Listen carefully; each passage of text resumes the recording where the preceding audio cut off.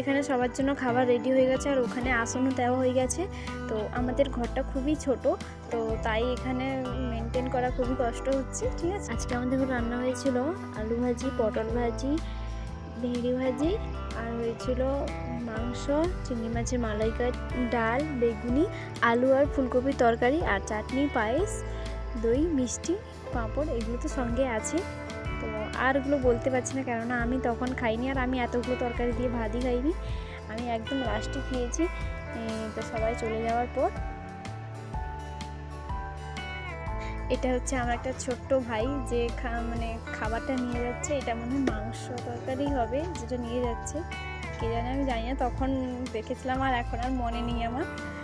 তো দেখতে এসেছিলো 6 তারিখ, তো আমি ভিডিওটা পোস্ট করছি অনেক দেরি করে। ঠিক আছে, আর সেদিকে সবার প্রায় খাওয়া শেষ, যে যার উঠে চলে যাচ্ছে। এই যে